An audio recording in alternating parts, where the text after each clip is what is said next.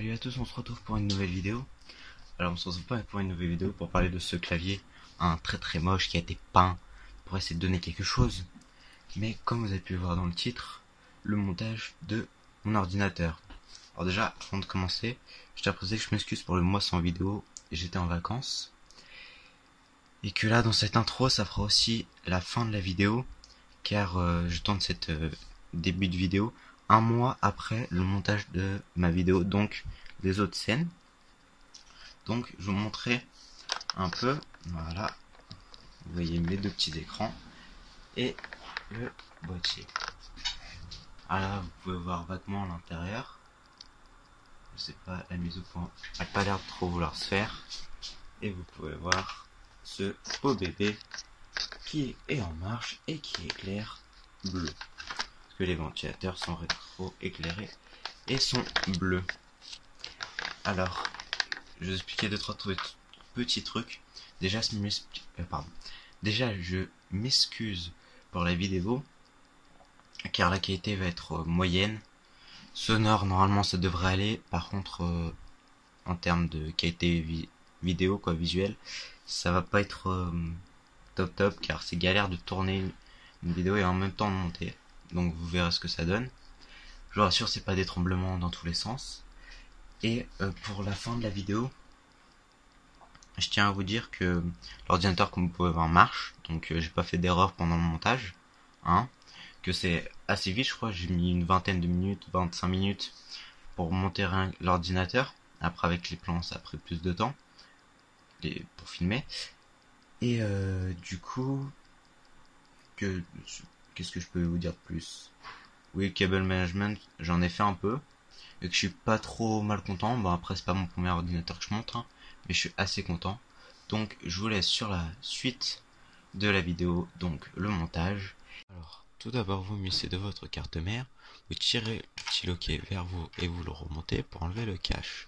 Après, vous munissez de votre processeur, vous le prenez, vous avez une petite flèche dans un coin du processeur et vous l'alignez par rapport au coin qu'il y a sur le socket. Après vous fermez, ça va forcer un peu, c'est le cache en plastique va s'enlever, donc là ça veut dire que votre processeur a bien été mis. Donc après le cache vous pouvez le jeter. Après vous munissez de votre ventirad, moi c'est le ventirad qui était vendu d'origine avec le processeur, et vous prenez pas la tête, il n'y a pas de sens. Par contre, moi la pâte thermique était déjà mise. Si vous avez un ventirad sans pâte thermique, vous la mettez bien sûr, avant de mettre votre ventirad. Donc, vous mettez votre ventirad, vous prenez pas la tête, il n'y a pas de sens. Donc, après, vous appuyez sur tous les petits OK. Vous en avez un clip. Un clic à chaque fois que le loquet a été mis. Si ça a bien été mis, vous pouvez soulever votre carte mère avec le ventirad, puis vous venez mettre le fil d'alimentation du ventilateur sur la carte mère. Si ça ne prend pas, c'est que c'est le mauvais fil. À ce moment-là, vous regardez sur la carte, sur le manuel de la carte mère, ils disent quel est le fil pour alimenter le ventirad. Voilà. Moi, j'ai décalé le fil parce qu'ils étaient en contact avec les pales du ventilateur. Après, vous munissez de vos cartes, de votre barrette de RAM. Prenez vos barrettes de RAM. Donc, vous les sortez. Là, vous avez des petits clics sur les côtés. Là, vous les baissez et vous venez mettre votre barrette de RAM. Alors là, il y a un détrompeur au milieu. Vous voyez, si ça rentre pas, c'est que vous l'avez pas mis au bon endroit entre l'encoche et le détrompeur. Donc, vous le mettez, vous appuyez sur chaque côté. Vous entendez un clip, ça revient. Et là, vous vérifiez que ça soit bien accroché. Et vous répétez l'opération autant de fois que vous avez de barrettes de RAM.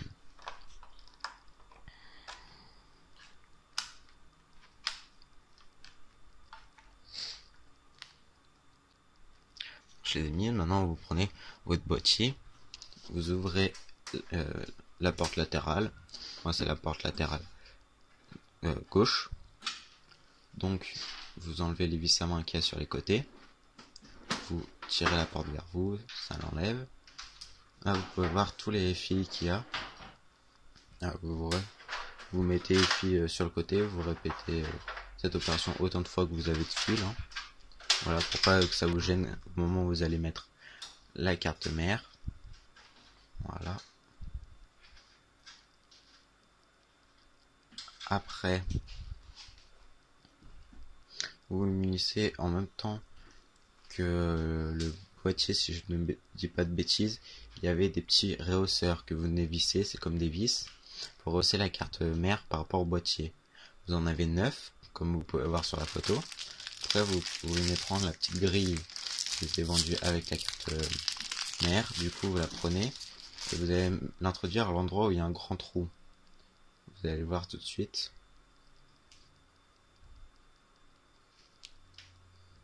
Voilà, moi c'est celle qui est vendue avec MSI. Donc voilà, vous avez le trou, vous la mettez. Bien sûr, vous la mettez vers le bas et dans le bon sens, pour bien que les trous correspondent avec les sorties de votre carte mère. Une fois que vous avez fait ça, vous poussez. Et voilà, quand vous entendez un clip, c'est-à-dire que c'est bien fixé. Donc vous appuyez bien. Après, vous vérifiez bien que ça tienne bien. Une fois que vous avez fait ça, vous pouvez vous munir de votre carte mère. Une fois que vous l'avez prise, vous venez la mettre à l'endroit histoire que les trous pour les vis sur la carte mère correspondent bien au rehausseur que vous venez de mettre. Donc vous ajustez correctement. Voilà. Faites attention qu'il n'y ait pas des fils de ventilateur qui passent en dessous, histoire de pas redévisser toute la carte mère. Après, comme vous pouvez voir sur le manuel du boîtier, ils disent où faut mettre les vis, etc. Donc après, vous avez qu'à visser avec les vis lesquelles ils disent. Là, vous pouvez voir les 9 trous où vous avez à visser. Donc vous les vissez bien toutes. Moi, je vous conseille de visser doucement au début et de faire un premier tour et après de faire un deuxième tour en vissant plus fort. Une fois que vous avez mis toutes vos vis, vous prenez votre manuel et vous regardez où vont les prises d'alimentation, les prises d'alimentation pour les ventilateurs. Moi, dans mon boîtier, il y a 5 ventilateurs. Il y en a 2 qui s'alimentent sur la carte mère directement et 3 qui s'alimentent avec l'alimentation. Alors là, du coup, une fois que je les ai mises, vous pouvez enlever les petites parties en métal en les tordant à un endroit où vous avez vos ports PCI, PCI Express, etc. et où vous allez mettre votre carte graphique. Donc moi, faut que j'en élève 2 parce que en sortie ma carte graphique fait 2 de largeur. Vous allez voir après parce que de quoi je parle, parce que là je pense que ça vous parle pas bien. Donc vous prenez votre carte graphique, vous enlevez tous les caches évidemment, soyez pas cons. Donc voilà, vous enlevez tous.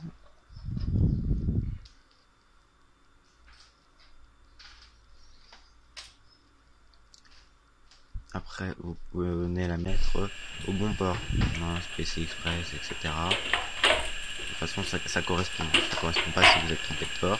Vous pouvez vérifier sur le manuel d'utilisation de la carte graphique et de la carte mère quels ports sont à utiliser. Voilà, vous venez les mettre et vous allez sentir une fois que c'est bien rentré dedans et que c'est allé jusqu'à la fin. Après, vous prenez les vis qui sont vendues avec la carte de boîtier, il me semble. Donc voilà, vous allez visser. Vous en avez 2 à mettre. Donc vous vissez ces vis.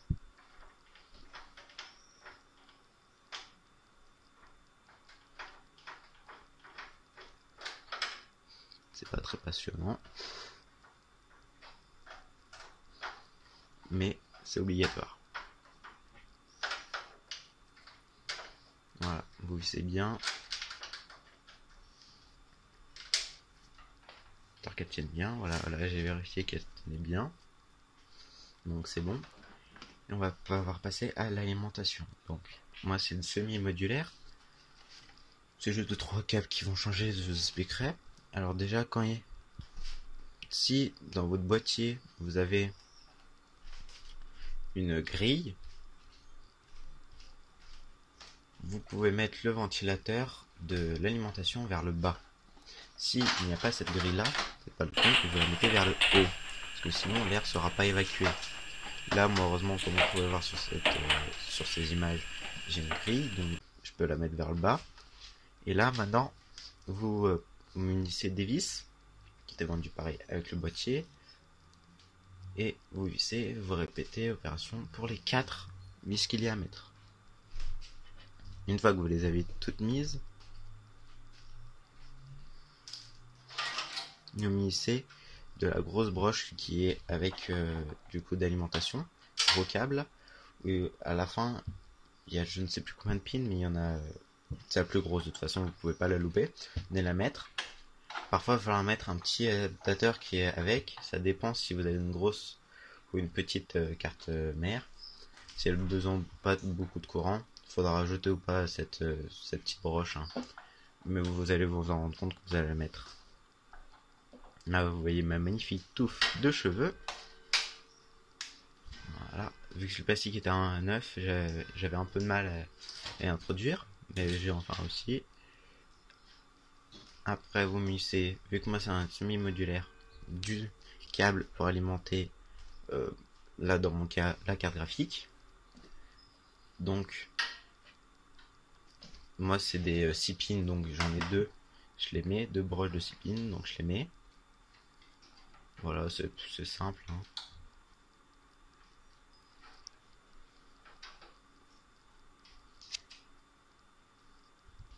Une fois que vous avez fait ça, vous prenez votre fil et vous venez le mettre à l'alimentation. Si c'est une modulaire, une modulaire ou une semi-modulaire. Mais si c'est une alimentation normale, le câble sera déjà attaché de base. Voilà. Du coup maintenant, j'ai un fil. En fait, ça c'est le fil pour alimenter le GPU, le processeur. Vous n'oubliez pas de le mettre parce que sinon votre ordinateur ne démarrera, mais il y aura des messages d'alerte. Donc vous le mettez. Après, sur le manuel, ils disent les disques durs, comment les mettre. Ça dépend de quel boîtier vous avez. Et n'oubliez pas les petits patins en plastique qui permet les vibrations, d'atténuer les vibrations. Qu'après vous venez les mettre dans les baies à disque dur. Si vous avez plusieurs disques durs ou qu'un seul, vous répétez l'opération. J'en ai qu'un seul, je viens de le mettre et slip. Sur la notice, il disait que on peut mettre une vis à main. Moi, je pense qu'elle est pas obligatoire, mais autant la mettre, hein, pour pas avoir de problème. Mieux vaut trop en mettre que pas en mettre assez. Donc voilà, après vous enlevez votre façade, vous déconnectez les deux câbles. Et là, on va mettre maintenant le lecteur de CD. Donc voilà. Maintenant vous munissez du lecteur de CD. Ok, je sais pas où il est parti. Voilà, je l'ai enfin trouvé. Et vous venez l'introduire pareil dans la baie. Ça force un peu parce que voilà, c'est neuf, hein. Donc vous le mettez bien au fond. Et après vous faites correspondre les vis au pas de vis. Oh, il y a encore ma magnifique tête. De nouveau. Et vous venez mettre les vis, hein. Vous venez visser des deux côtés. Voilà. Après là vous avez un cache. Vous l'enlevez. Selon moi, on appuie un peu fort et ça s'enlève. Donc voilà, vous avez le trou. Et maintenant, vous pouvez reconnecter les câbles. Ça sert à rien de mémoriser quel câble elle est à quel. Vous avez juste à faire correspondre les couleurs dans mon cas. Sur le boîtier là.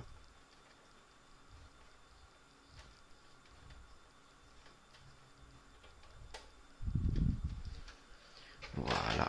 Et maintenant, vous pouvez reconnecter la façade. Donc vous forcez un peu, hein, parce que les plastiques sont neufs. Voilà.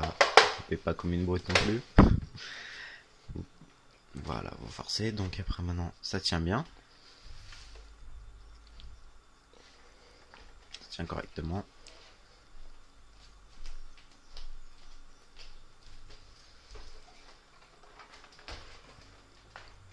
Évidemment, pour faire ça, j'ai enlevé aussi la porte latérale droite.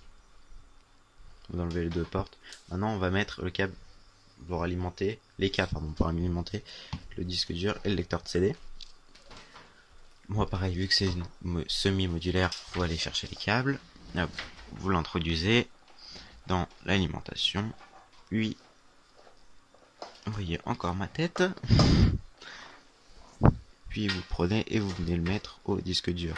Vu que c'est un L, vous pouvez pas vous tromper de sens. Hein. Ça rentre, ça rentre pas. Vous pouvez rien casser. Et moi, vous allez me voir galérer. Mon câble est trop court pour alimenter le lecteur de CD. Ce qui fait que je vais chercher à essayer de gagner un peu de quelques millimètres pour pouvoir le mettre. Mais non, il va me manquer quelques millimètres. Et je ne vais pas pouvoir le mettre. Ce qui fait que je vais devoir prendre un deuxième câble pour alimenter, ce qui m'a fait encore plus de câbles. Et pour le câble management, c'est pas bon. Donc je prends un deuxième câble et je répète l'opération. Pour répéter l'opération autant de fois que possible, vous avez le disque dur, le lecteur CD, ou graveur, ou je ne sais pas ce que vous allez mettre dans votre ordinateur, ou même de lecteur de carte. Vous avez des lecteurs de cartes ou voilà. Donc je le mets. Et maintenant, on va s'occuper pour mettre les câbles SATA qui sont les câbles d'alimentation. Les câbles de données. Excusez-moi. Donc vous les mettez, pareil, c'est un L. Vous pouvez pas vous tromper de sens. Et vous venez les mettre au niveau des prises SATA sur la carte mère. Si vous trouvez pas ces prises-là, c'est qu'il faut aller chez un ophtalmo. Et si vous les trouvez vraiment pas, prenez le manuel de la carte mère, et vous allez les trouver. Donc voilà, vous les mettez, pareil vous reproduisez l'opération autant de fois que vous avez le disque dur de lecteur CD. Maintenant je vais faire ça pour le lecteur de CD.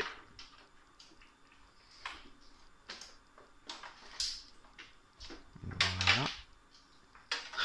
Évidemment ça rentre pas parce que c'est un peu loin, du coup je galère un petit peu. Voilà, je viens de le mettre et je vais le relier à la carte mère.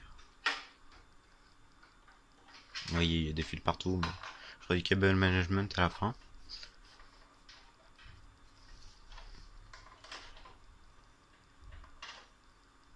Voilà.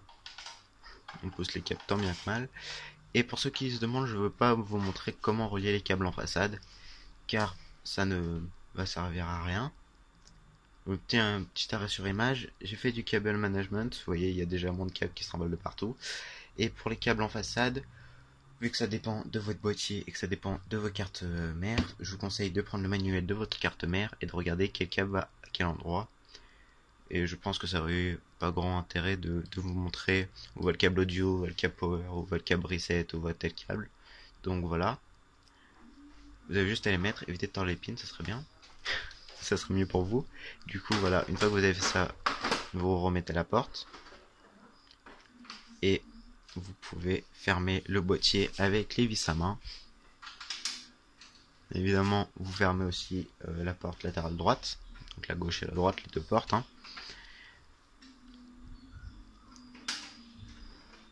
Voilà. Voilà, les vis ont été mises. Je m'excuse pour que tout le long de la vidéo vous aurez vu mes magnifiques pieds.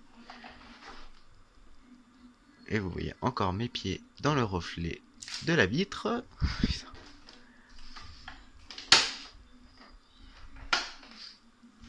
Et voilà. 6, 5, 4, 3, 2, 1. You'll never have the sacred stone.